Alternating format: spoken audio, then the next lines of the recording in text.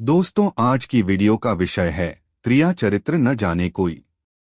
दोस्तों, अगर आज की वीडियो आप पूरा सुन लेते हैं तो आपको कोई धोखा नहीं दे पाएगा।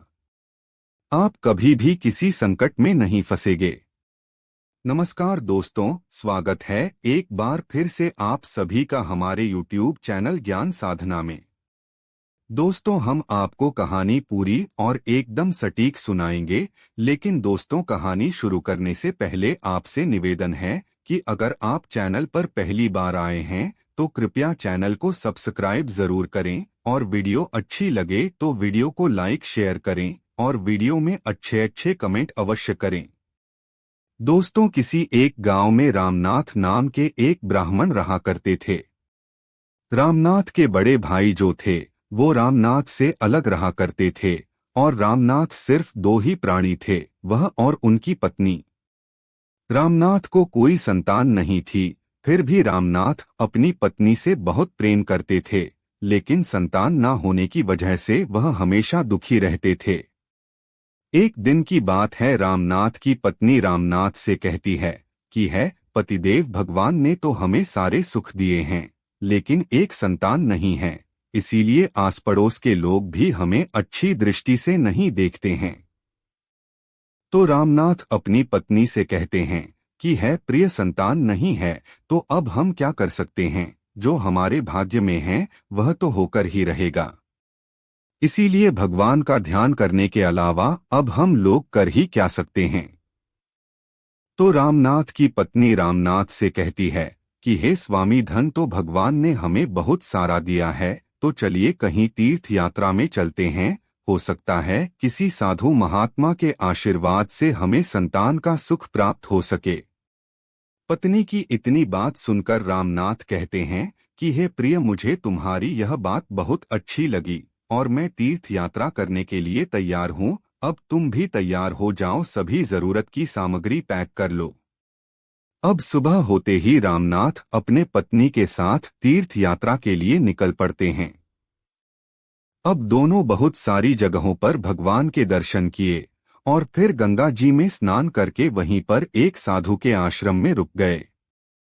शाम को सत्संग सुनते और फिर सुबह तीर्थ यात्रा के लिए निकल पड़ते। ऐसा ही उन्होंने कई दिनों तक किया। अब दोनों तीर्थ यात्रा करते करते वृंदावन पहुंच गए।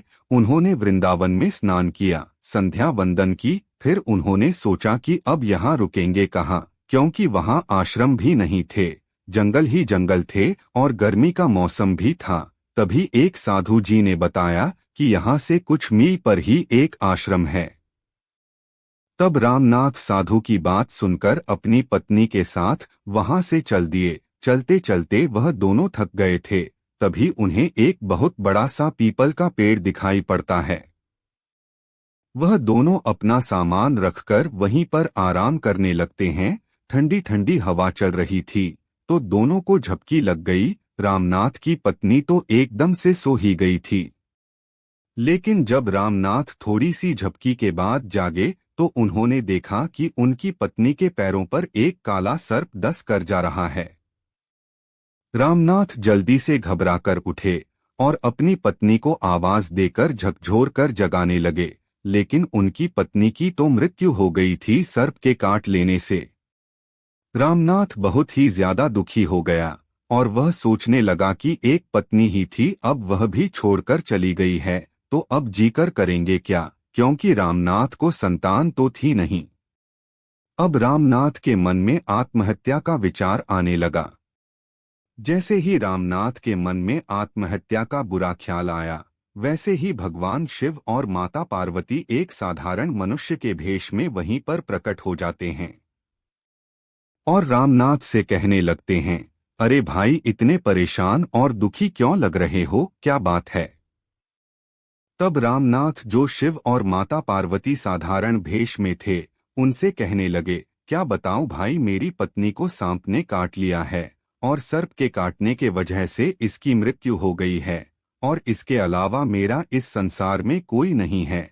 अब मैं भी जीना नहीं चाहता हूँ, मैं भी इसी के साथ अब मर जाऊंगा। शिवजी रामनाथ को समझाते रहे, लेकिन रामनाथ के तो भेजे में कोई बात पड़ ही नहीं रही थी। रामनाथ बार बार यही कहता रहा कि नहीं, अब मैं अपनी पत्नी के बिना इस जीवन का क्या करूंगा। तब शिवजी ने कहा, अरे भाई, मुझे एक सिद्धि प्राप्त है और मैं उससे बता सकता हूं कि तुम्हारी पत्नी की अभी उम्र बची थी या नहीं। तब शिवजी ध्यान करके देखते हैं। अब शिवजी तो शिवजी ही थे।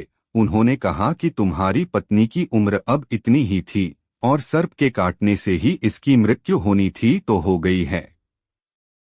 लेकिन तुम्हारी उम्र अभी 40 साल बच्ची है, अभी तुम 40 साल तक और जियोगे। तो रामनाथ कहता है, नहीं साधु महाराज, मैं अभी जीकर क्या करूंगा, मैं भी अपने पत्नी के साथ अपने आप को चिता में समर्पित कर दूंगा। रामनाथ की बात सुनकर शिवजी रामनाथ से बोले, मेरे पास एक उपाय है जिससे कि तुम्हारी पत्नी जीवित हो सकती है। रामनाथ तुरंत बोल पड़ा, अरे साधु महाराज, देर मत करिए, जल्दी से बता दीजिए।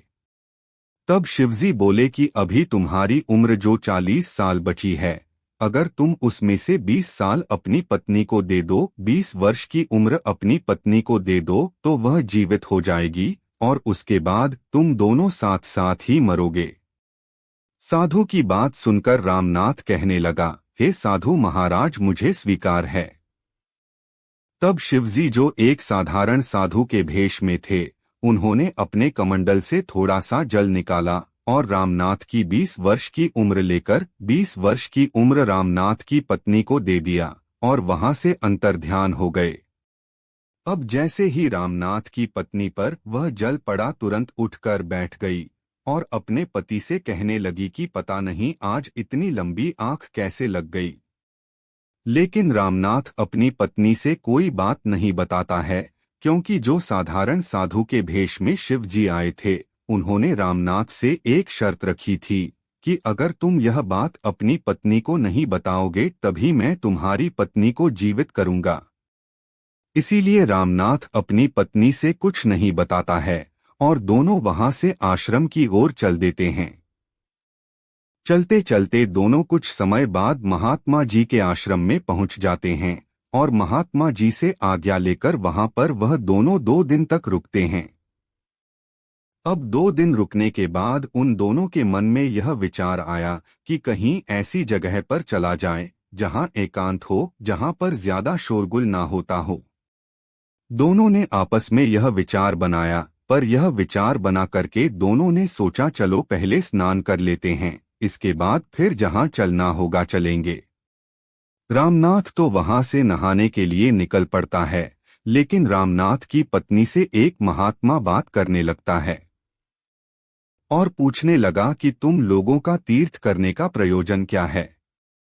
तो रामनाथ की पत्नी उससे कहने लगी कि हमारी कोई संतान नहीं है, इसीलिए हम तीर्थ यात्रा कर रहे हैं, शायद भगवान हमारी सुन ले।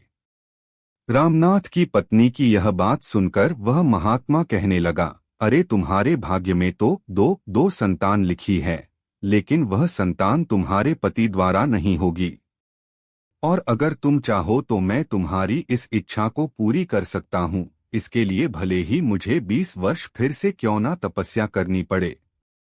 अब जैसे ही रामनाथ की पत्नी उस महात्मा के मुख से यह बात सुनती है, उस महात्मा के पैरों पर गिर पड़ती है और कहती है, हे बाबा, अगर आप मेरी यह इच्छा पूरी कर देंगे तो आप जो कहेंगे मैं वह करने के लिए तैयार हूँ। अगर आप कहेंगे तो मैं अपने पति को भी त्याग सकती हूँ। वह महात्मा रामनाथ की पत्नी को धीरज बनाने लगा कि तुम चिंता मत करो, मैं सब कुछ ठीक कर दूंगा। रामनाथ की पत्नी और उस ढोंगी महात्मा को दोनों को आपस में प्यार हो गया। लेकिन जब रामनाथ स्नान करके आया तो रामनाथ की पत्नी उसे कुछ भी जाहिर नहीं होने देती है। अब जब भी उन दोनों को मौका मिलता तो वह दोनों वहां से भागने का विचार बनाते। अब रामनाथ की पत्नी को अपने पति से बिल्कुल ही स्नेह नहीं बचा था।